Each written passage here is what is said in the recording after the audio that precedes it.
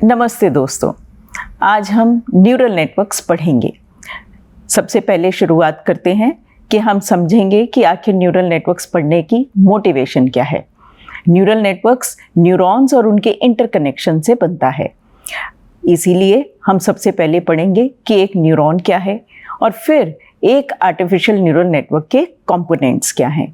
इस artificial neural network को कई बार हम मल्टी लेयर परसेप्ट्रॉन भी कहते हैं या शॉर्ट में न्यूरल नेटवर्क भी कहते हैं। तो ANN, NN और MLP सारी ही न्यूरल नेटवर्क की शॉर्ट फॉर्म्स हैं।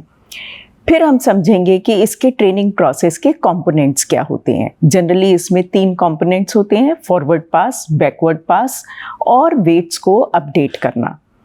इसी के साथ हम देखेंगे कि बाइनरी और मल्टी क्लास क्लासिफिकेशन के लिए हम न्यूरल नेटवर्क कैसे बनाएंगे। तो सबसे पहले शुरुआत करते हैं मोटिवेशन क्या है। जैसा कि हमने फर्स्ट वीक के लेक्चर में भी सुना था कि न्यूरल नेटवर्क्स इंसान हमेशा से ही चाहता था कि उस तरह की मशीनें बनाए जो कि इंसान की तरह ही सोच सकती हैं और डिसीजंस ले सकती हैं। क्योंकि हम मनुष्यों में ब्रेन होता है और ब्रेन के अंदर हम कहते हैं कि नर्व सेल्स होते हैं और उनके इंटरकनेक्शंस होते हैं।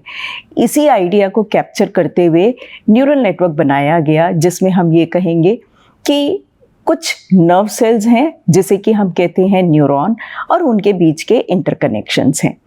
तो इस तरीके से हम कह सकते हैं कि ये वो मशीन लर्निंग एल्गोरिथम है जो कि ब्रेन के स्ट्रक्चर और फंक्शन से इंस्पायर्ड है। इसके अंदर न्यूरॉन्स होंगे और फिर उनके इंटरकनेक्शंस होंगे। इन इंटरकनेक्शंस के ऊपर कुछ वेट्स होंगे। इन वेट्स को हम कहते हैं लर्नेबल वेट्स और इन्हीं को हमें लर्न करना होता है जब हम एक मशीन लर्निंग क्लासिफायर या एक रिग्रेशन का मॉड्यूल न्यूरल नेटवर्क से ट्रेन करते हैं। तो अब समझते हैं कि एक न्यूरॉन क्या है। एक न्यूरॉन के अंदर 2 ऑपरेशंस होते हैं। पहला है वेटेड लीनियर कंबाइनर और दूसरा है एक नॉन लीनियर एक्टिवेशन फंक्शन। तो अब आप मेरी स्क्रीन पर यहाँ पर एक नर्व सेल्स का डायग्राम देख पा रहे हैं। ये हमारा है एक न्यूरॉन। अब इस न्यूरॉन में आप देखिए, पहला कंपोनेंट जो है, जो समर है, ये है समर और दूसरा कंपोनेंट है नॉन लीनियर एक्टिवेशन। हम यहाँ पर भी इसको इस तरीके से लिख देते हैं। अब हमारे पास इनपुट्स आए XI1 और XI2 और हमने इन इनपुट्स को एक समर में या वेटेड लीनियर कंबाइनर में फीड कर दिया है। तो अब हमारे पास वेटेड लीनियर कंबाइनर का अगर हम यहाँ पर कहेंगे कि आउटपुट हमारा ZI है, तो हमारा ZI क्या बनेगा? ZI बनेगा हमारा XI1 multiplied by θ1 plus XI2 multiplied by θ2 plus एक कांस्टेंट भी है टर्म B। तो ये हम कहेंगे कि यहाँ पर कॉन्स्टेंटली 1 को अप्लाई किया हुआ है और यहाँ पर B उसका उस लिंक का वेट है। तो ये हमारा बन गया ZI, जिसमें कि I की नोटेशन हम डिनोट करते हैं ith सैंपल से या डेटा सैंपल से। θ1 और θ2 जो हैं और B, ये हमारे हैं लर्नेबल पैरामीटर्स।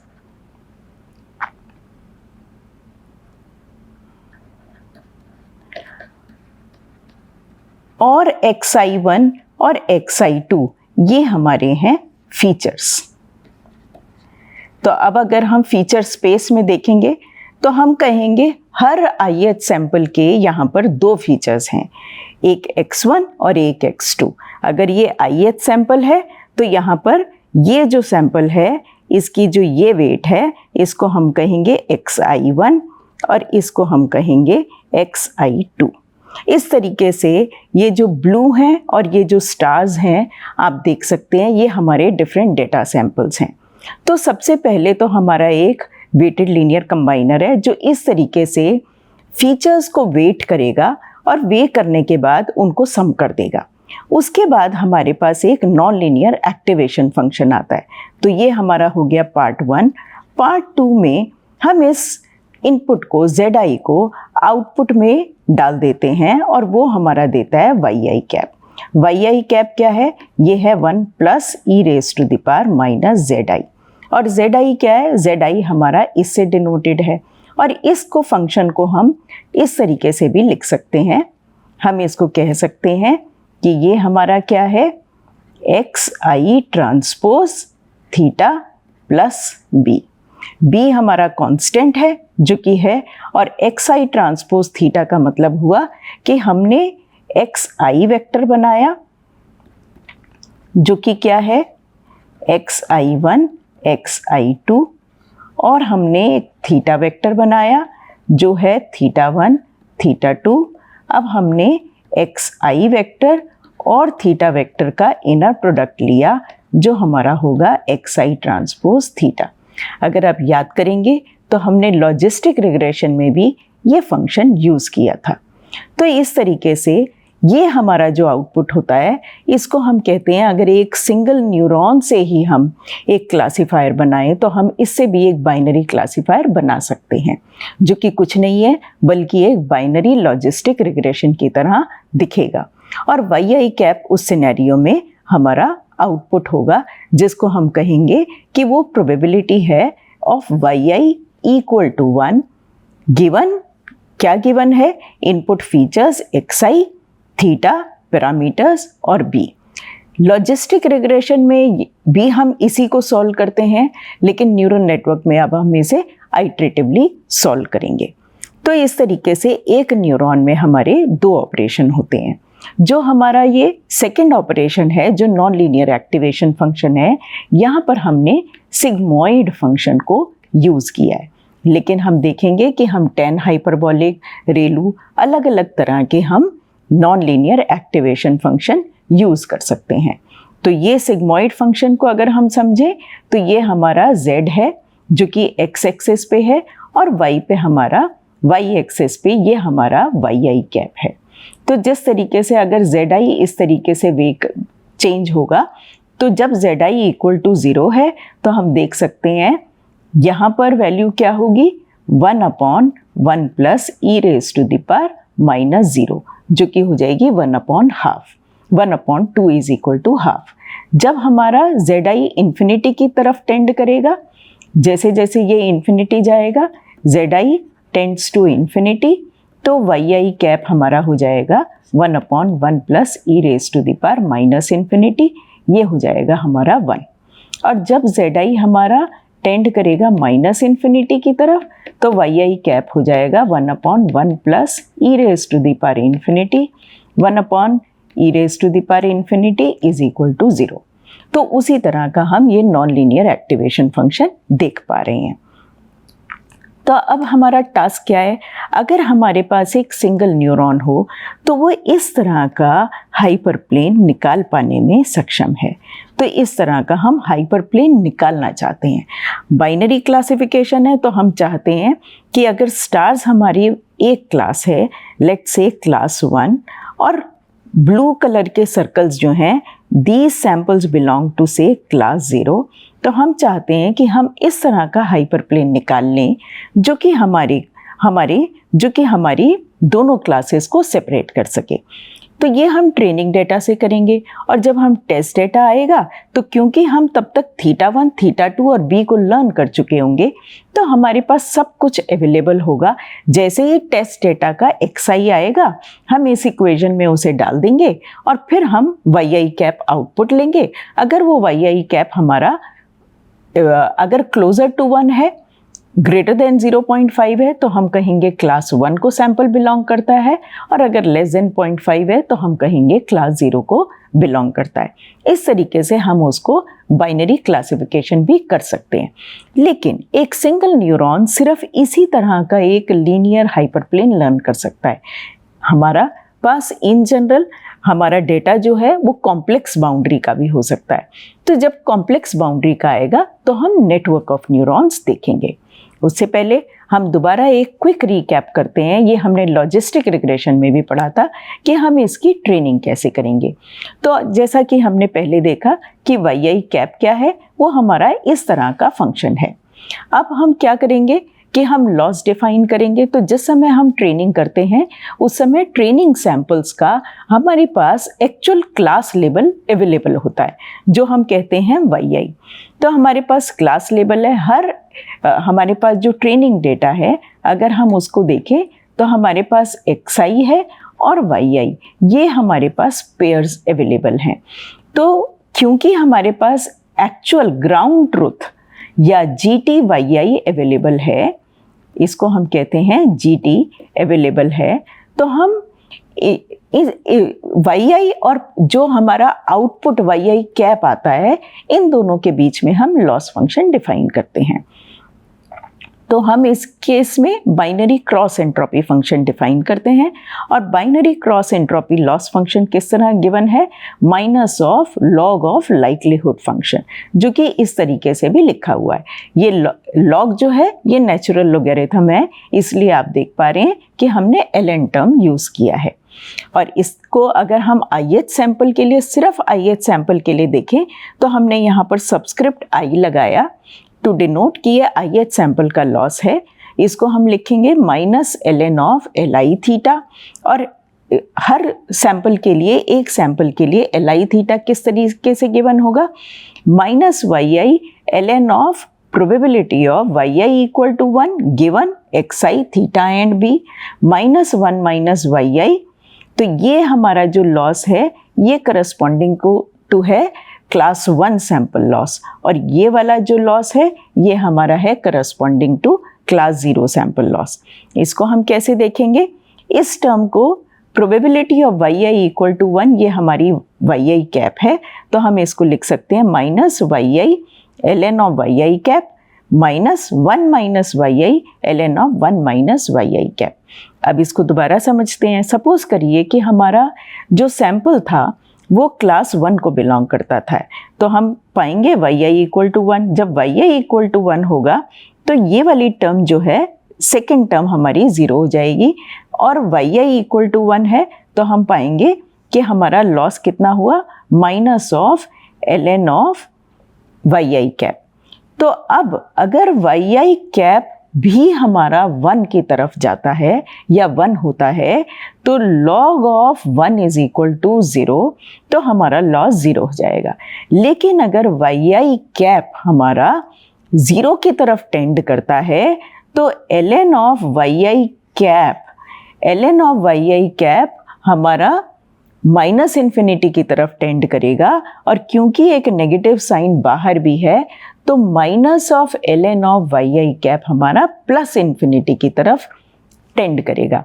इसका मतलब क्या हुआ कि अगर हमारा सैंपल क्लास 1 को बिलोंग करता है लेकिन प्रिडिक्शन हमारी क्लास 0 की तरफ जा रही है तो हमारा लॉस इन्फिनिटी की तरफ बढ़ जाएगा। इसी तरह अब आप देखिए व्हेन yi इक्वल टू 0 तो क्या होगा, जब yi 0 है तो पहली टर्म, ये वाली टर्म 0 हो जाएगी, और हम सेकेंड टर्म में से हमारे पास सिर्फ 1 माइनस 0 तो हमारा हो गया 1, तो हमारे पास रह गया minus of ln of 1 minus yi cap.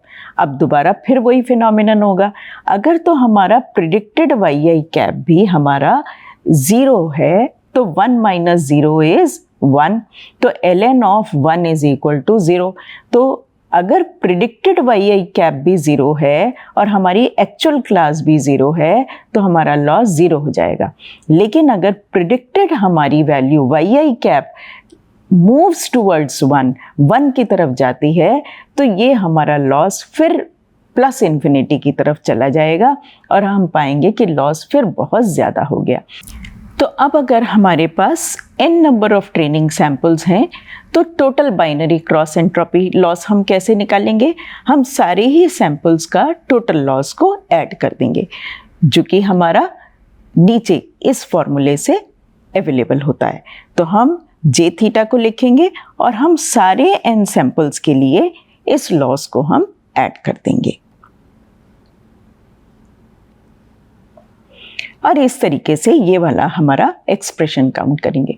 तो हम अब टोटल लॉस निकालेंगे और फिर उसके बाद ग्रेडियंट निकाल के और बैक प्रोपेगेट करके न्यूरल नेटवर्क की ट्रेनिंग करेंगे, जो कि हम आगे समझेंगे। उससे पहले अब हम समझते हैं एक 2 लेयर बाइनरी ANN हमें क्यों चाहिए। तो सपोज करिए कि हमारा जो फीचर स्पेस है उसके अंदर हमारे सैंपल्स कुछ इस तरीके से डिस्ट्रीब्यूटेड हैं। तो अब हम पा रहे हैं कि हमारी जो डिसीजन बाउंड्री है वो लीनियर नहीं है। इस तरह की कुछ डिसीजन बाउंड्री हमारी है जो कि हमारे डेटा को सेपरेट करती है। अगर हमें इस तरह का कोई डिफरेंट डिसीजन बाउंड्री लर्न करना है तो अब हम क्या करेंगे, हम नेटवर्क ऑफ न्यूरॉन्स बनाएंगे और उन सबके इंटरकनेक्शन से हम एक न्यूरल नेटवर्क सेटअप करेंगे। तो सिंगल न्यूरॉन तो जो हमारा है वो बाइनरी लॉजिस्टिक रिग्रेशन की तरह एक सिंपल लाइन से सेपरेट कर देता है, लेकिन अगर हमारा हायर डिमेंशनल स्पेस है और इस तरह का हमारा कॉम्प्लेक्स डिसीजन बाउंड्री है तो हम नेटवर्क ऑफ न्यूरॉन्स को यूज़ करेंगे और एक कॉम्प्लिकेटेड फंक्शन अब लर्न होगा। तो अब हम यहाँ पर देख सकते हैं हमने कितने यूज़ किए, हमने 3 न्यूरॉन यूज़ किए। तो ये हमारा इनपुट लेयर है, जो ये हमारा जहाँ पर इनपुट फीचर्स आते हैं इसको हम कहते हैं इनपुट लेयर। उसके बाद हम देख पा रहे हैं कि ये हमारी, इसको हम बोलेंगे फर्स्ट हिडन लेयर, क्योंकि ये हमारी फर्स्ट लेयर है जिसमें कि हमारे न्यूरॉन्स हैं। और उसके बाद हमारी है आउटपुट लेयर, क्योंकि इसके बाद हम आउटपुट ले रहे हैं। और फिर इस फर्स्ट हिडन लेयर में भी हमारे न्यूरॉन में 2 ऑपरेशन होंगे। हमारे पास 2 न्यूरॉन है, पहला न्यूरॉन ये है, दूसरा न्यूरॉन ये है और तीसरा न्यूरॉन ये है। और पहले न्यूरॉन में भी 2 ऑपरेशन है, एक तो वेटेड लीनियर कॉम्बिनेशन है और फिर एक हमारे पास नॉन लीनियर एक्टिवेशन है। दूसरे न्यूरॉन में भी हमारे पास वेटेड लीनियर कॉम्बिनेशन है और हमारे पास एक नॉन लीनियर एक्टिवेशन है। तो इस तरीके से अब अगर हम यहाँ पर देखें तो लर्नेबल पैरामीटर्स क्या होंगे, जो हमारे इनपुट फीचर्स हैं वो पहली फर्स्ट हिडन लेयर के दोनों न्यूरॉन्स को फीड होगा। तो हम यहाँ पर देख पा रहे हैं कि जब ये फीड हो रहा है तो यहाँ पर हमारे 2 पैरामीटर हैं। तो जब हम WIJ लिख रहे हैं तो इसमें, या फिर हम इसे कहेंगे लेट्स से WKL, क्योंकि I को हमने सैंपल के लिए यूज़ किया है। तो अगर हम इसको लिखते हैं WKL तो हमारा K जो है वो डिनोट करेगा हमारा इनपुट साइड और L डिनोट करेगा हमारा आउटपुट साइड। तो अगर हम देखें कि W11 जो वेट है ये हमारा कनेक्ट कर रहा है फर्स्ट फीचर को फर्स्ट न्यूरॉन से, और W12 जो है वो हमारा ये वाला लिंक है, ये कनेक्ट कर रहा है हमारा फर्स्ट फीचर को सेकंड न्यूरॉन से। तो ये सेकंड न्यूरॉन आउटपुट साइड की तरफ चला गया और फर्स्ट फीचर जो है वो इनपुट साइड की तरफ चला गया। तो WKL की हम नोटेशन यूज़ करेंगे। यहाँ पर भी हमने बायस टर्म यूज़ करी, तो हमारे पास B1 और B2 2 बायस टर्म है जो पहले 2 न्यूरॉन्स में है। जो हमारा आउटपुट लेयर का न्यूरॉन है उसकी बायस टर्म है B3। अब बताइए इसमें लर्नेबल पैरामीटर्स कौन से हैं हमारे, तो हमारे पास लर्नेबल पैरामीटर्स हैं W11, W12, W21, W22, B1, B2, ये तो हमारे फर्स्ट हिडन लेयर के समय है। और जब हमारी आउटपुट लेयर की तरफ हम देखते हैं तो V1, V2 और B3, ये हमारे टोटल, ये हैं हमारे लर्नेबल पैरामीटर्स जिनको हमें लर्न करना है यूजिंग द ट्रेनिंग डेटा। और इन शॉर्ट अब हम W मैट्रिक्स लिखेंगे। W को हम कहेंगे, W हमारा मैट्रिक्स कुछ इस तरीके से है W11, W12, W21, W22। और हमारे पास एक V वेक्टर है जो कि हमारा ये है, जिसमें कि हमारे हैं V1 और V2 जो कि हमारे आउटपुट लेयर की तरफ के लर्नेबल पैरामीटर्स हैं। तो इस तरीके से अब हमने 3 न्यूरॉन का एक आर्किटेक्चर सेटअप कर दिया। लेकिन इस आर्किटेक्चर में इम्पॉर्टेंट चीज़ ये है कि हमारे पास एक इनपुट लेयर है जहाँ पर फीचर्स इनपुट आते हैं, आउटपुट लेयर है क्योंकि ये बाइनरी क्लासिफिकेशन है तो एक ही न्यूरॉन लगा रखा है जो हमारा आउट दे रहा है, और हमारे पास बीच में हिडन लेयर है। अगर हमें थोड़ा सा और ज़्यादा लेयर्स का नेटवर्क सेटअप करना है तो हम एक लेयर की बजाय 2 हिडन लेयर लगा सकते हैं। लेकिन अब कितने न्यूरॉन्स होंगे एक हिडन लेयर में वो हमारे हाइपर पैरामीटर कहलाते हैं। जैसे कि यहाँ पर हमने 2 न्यूरॉन ही लिए, लेकिन आप यहाँ 3 न्यूरॉन भी लगा सकते हैं, एक और हिडन लेयर लगा सकते हैं जिसमें 2 न्यूरॉन हो। तो इस तरीके से हम अपना एक आर्किटेक्चर सेटअप कर सकते हैं। तो अब हम थोड़ा सा समझते हैं कि इसमें डेटा का फ्लो किस तरीके से जा रहा है। तो हमने जैसे कि कहा कि हमने W मैट्रिक्स डिफाइन कर दिया। W मैट्रिक्स हमने कहा W11, W12, W21, W22। तो जब हम इस आउटपुट को देखेंगे, ये वाला जो हमारा आउटपुट आया, तो DI हमारा क्या बनेगा? तो DI बनेगा, अगर हम DI को इसको देखें तो यहाँ पर इसको हम लिख सकते हैं DI is equal to W transpose XI। मैं नीचे एक बार लगा रही हूँ क्योंकि मैं इसे बोल्ड नहीं लिख पा रही हूँ, to denote that it is a vector, it consist of, it's a vector. W capital है तो डिनोट्स कि ये मैट्रिक्स है, प्लस B वेक्टर। अब B वेक्टर क्या होगा? तो अब इसे खोल लेते हैं ताकि हमें ये समझ में आए। तो ये क्या बनेगा? इसमें D में क्या है? DI1 और DI2। DI1 यहाँ पर है और DI2 हमारा यहाँ पर है।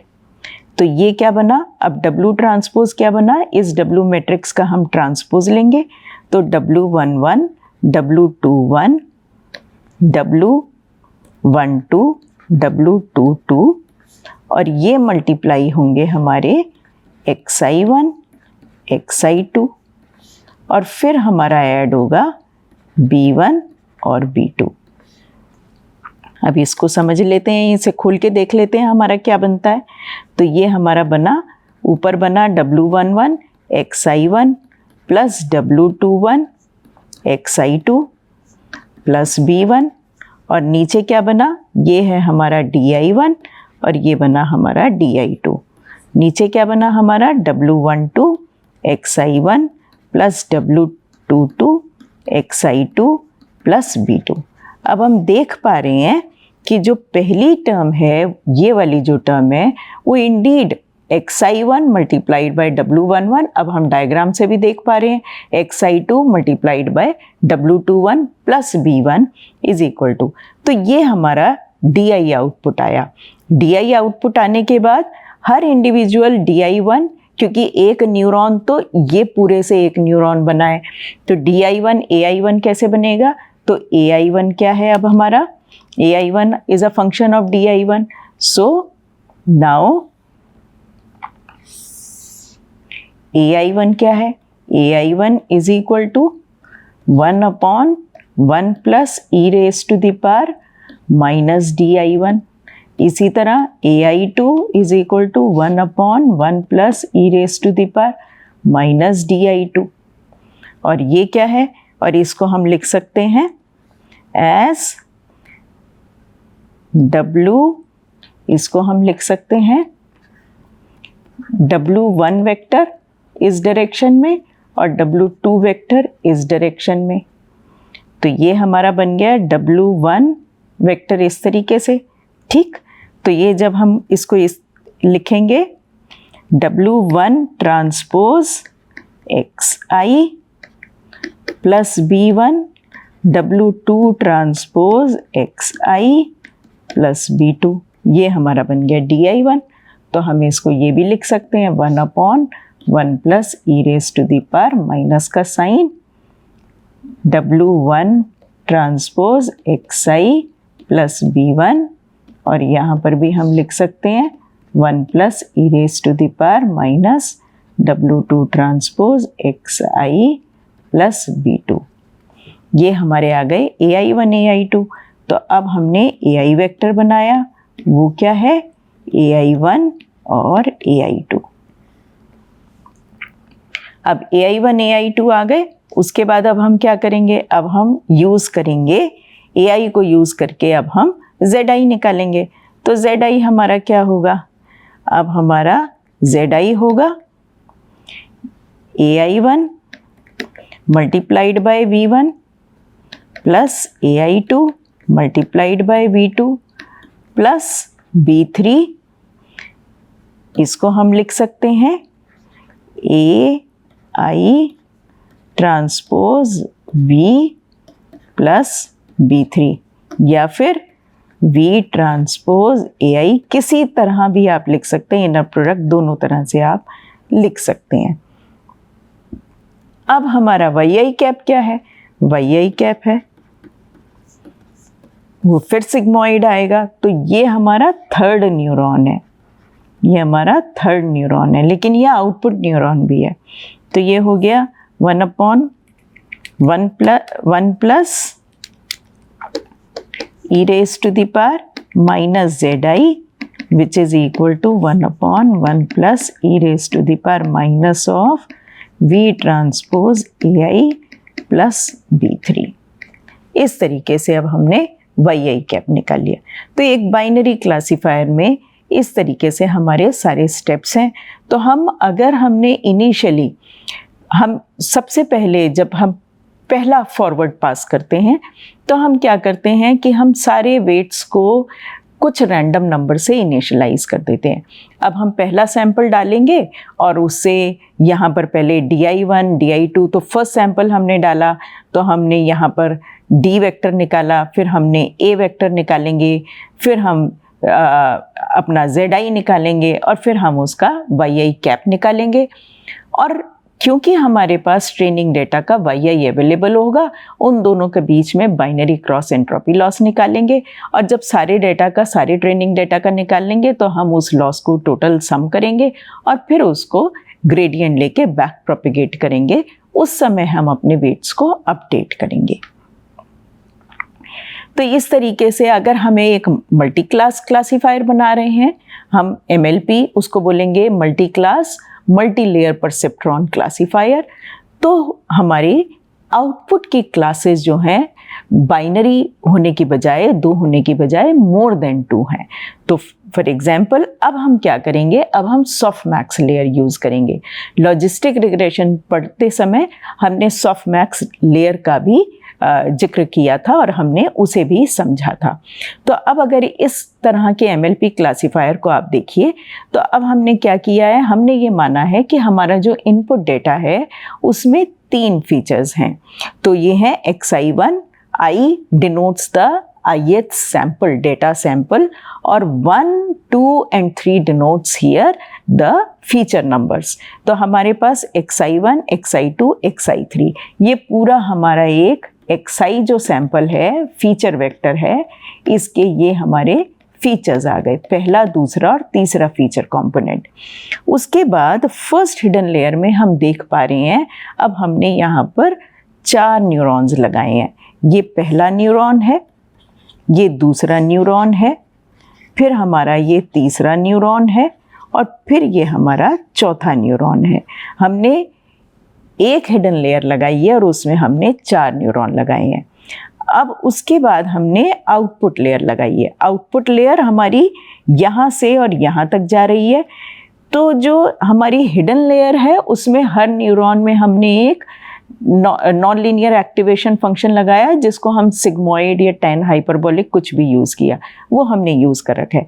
लेकिन जो आउटपुट लेयर है उसमें हमने पहले न्यूरॉन्स लगाए जिनमें सिर्फ अभी हमारा वेटेड लीनियर कॉम्बिनेशन हो रहा है, और फिर हमने नॉन लीनियर एक्टिवेशन जो है वो हमने इस तरह की ये वाली लेयर, ये हमारी सॉफ्टमैक्स की लेयर है जो कि हमारी नॉन लीनियर एक्टिवेशन की तरह काम कर रही है।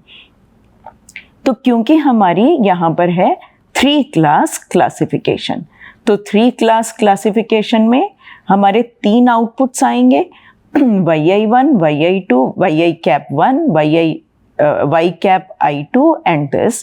तो हमारा YI कैप जो है वो भी अपने आप में एक वेक्टर है। अगर हमारा सपोज करिए कि क्लास 2 का सैंपल है और हमारा करेक्ट प्रिडिक्शन हो जाती है एज क्लास 2, तो सपोज करें इसको हम कह रहे हैं क्लास 0, क्लास 1 सैंपल, और इसको हम कह रहे हैं क्लास 2 सैंपल। तो अब अगर हमारा क्लास 2 का ही सैंपल था और हमारी प्रिडिक्शन भी आई, हमारी प्रिडिक्शन आई 1 0 0, तो अब हम कहेंगे कि YI भी हमारा क्लास 0 ही था, तो इसका मतलब YI भी हमारा था 001, क्योंकि हम 1 हॉट एनकोडिंग करते हैं आउट लेबल की और हमारा प्रिडिक्टेड भी यही है, तो अब हमारा लॉस जो होगा वो इक्वल टू 0 होगा। तो इस तरीके से अब हमारा पूरा सेटअप है। और अब इसके अंदर सॉफ्टमैक्स लेयर में भी अगर आपको याद होगा तो हम पहले एक्सपोनेंशिएट करते हैं, ERI1 जो भी इनपुट आ रहे हैं 3 उनको एक्सपोनेंशिएट करेंगे रिस्पेक्टिवली, और एक्सपोनेंशिएट करने के बाद उनको हम नॉर्मलाइज करते हैं। तो जो YI1 है कैप 1 वो है हमारा E of RI1 divided by E of RI1 plus E of RI2 plus E of RI3। इसी तरह हमने YI कैप 2 और Y कैप I3 इस तरह से हम तीनों कंपोनेंट निकालेंगे। तो मल्टी क्लास MLP क्लासीफायर बनाते हुए भी यहाँ पर हमने एक ही हिडन लेयर यूज़ किया, लेकिन हम 2 हिडन लेयर भी यूज़ कर सकते हैं। हम यहाँ पर जो फर्स्ट हिडन लेयर है उसमें हमने 4 न्यूरॉन लगाए, लेकिन हम ज़्यादा न्यूरॉन भी लगा सकते हैं। लेकिन अगर हमारा 3 क्लास क्लासिफिकेशन है तो हमारी आउटपुट लेयर में 3 ही न्यूरॉन लगेंगे। अगर सपोज करिए कि हमने MNIST का डेटा सेट यूज़ किया जो एक डिजिट्स का डेटा सेट है, उसमें हमारी 10 क्लासेस होती हैं, तो अगर हमारा 10 क्लास क्लासिफिकेशन है तो आउटपुट लेयर में हमारे 10 न्यूरॉन्स होंगे और 10 आउटपुट्स इस तरीके से हमारे आएंगे जो कि सॉफ्टमैक्स लेयर हमें देगी। तो ट्रेनिंग करते समय हम न्यूरल नेटवर्क में क्या देखते हैं? तो ट्रेनिंग के कुछ स्टेप्स होते हैं। पहला स्टेप होता है फॉरवर्ड प्रोपेगेशन। इसमें हम पूरे ट्रेनिंग डेटा को अपने नेटवर्क के थ्रू पास करते हैं और उसका करस्पॉन्डिंग YI कैप हम निकालते हैं। उसके बाद हम उस YI कैप को ओरिजिनल ग्राउंड ट्रूथ YI से कंपेयर करेंगे और फिर हम लॉस निकालेंगे और लॉस निकालने के बाद जो भी एरर निकालेंगे, एरर से हम लॉस बनाएंगे। उसके बाद हम एरर का हम ग्रेडियंट्स या इस लॉस का हम ग्रेडियंट्स लेते हैं with respect to learnable parameters. तो हमारे लर्नेबल पैरामीटर्स क्या होंगे? वेट्स और बायसेस हैं, तो इनके रिस्पेक्ट में हम इसका ग्रेडियंट लेते हैं, एरर का ग्रेडियंट लेते हैं और उसको हम बैक प्रोपेगेट करते हैं और इस पूरे स्टेप को 1 2 3 को हम रिपीट करते हैं। तब तक रिपीट करते हैं जब तक कि हमारी एरर बहुत या लॉस हमारा बहुत कम नहीं हो जाता। और जिस समय हम इसको बैक प्रोपेगेट करते हैं तब हम इन पैरामीटर्स को एडजस्ट भी करते हैं। तो इन पैरामीटर्स को अपडेट करते रहते हैं, हम डेटा को डालते रहते हैं जब तक कि हमारा पूरा लॉस, ये सारे वेट्स और बायसेस हमारे एडजस्ट नहीं हो जाते और हमारा लॉस हमारी तसल्ली के मुताबिक कम नहीं हो जाता। और जब हमारा ये थोड़ा सा स्टेबलाइज हो जाता है और हमें लगता है कि लॉस काफ़ी कम हो गया, या एक्यूरेसी, सपोज करिए आप क्लासिफिकेशन का टास्क कर रहे थे और आपकी एक्यूरेसी ऑलरेडी 90% से ऊपर है और आपको लगता है कि इस डेटा पे इससे ज़्यादा इम्प्रूवमेंट आपकी नहीं आ रही है और ये बहुत अच्छी परफॉर्मेंस है, तो फिर आप वहीं पर रुक जाएंगे और आप कहेंगे कि आपका नेटवर्क ट्रेन हो गया। अब आप जो टेस्ट डेटा है उस पर उसकी परफॉर्मेंस को चेक करेंगे। तो इन समरी हमने इस मॉड्यूल में क्या सीखा? हमने सबसे पहले समझा कि न्यूरल नेटवर्क्स को पढ़ने की मोटिवेशन क्या है। फिर हमने एक न्यूरॉन को देखा और उसको कंपेयर भी किया हमने बाइनरी लॉजिस्टिक रिग्रेशन से। उसके बाद हमने एक आर्टिफिशियल न्यूरल नेटवर्क के कंपोनेंट्स देखे जो कि क्या हैं? न्यूरॉन्स और उनके इंटरकनेक्शंस। हमने उनमें लर्नेबल पैरामीटर्स का कॉन्सेप्ट देखा जो कि कुछ नहीं है, वेट्स और बायसेस हैं जो कि इस न्यूरल नेटवर्क को डिफाइन करते हैं। उसके बाद हमने ट्रेनिंग के पासेस समझे, सिर्फ ये देखा कि फॉरवर्ड पास किसे कहते हैं और हमने बैकवर्ड पास और अब वेट अपडेट्स की स्लाइटली बस थोड़ा सा बात किया, लेकिन अब हमने उन्हें डिटेल में नहीं देखा जो कि हम नेक्स्ट मॉड्यूल में समझेंगे। लेकिन हाँ, हमने बाइनरी ANN और एक मल्टी क्लास ANN के स्ट्रक्चर को भी समझा। Thank you. चलिए मिलेंगे अगले मॉड्यूल में।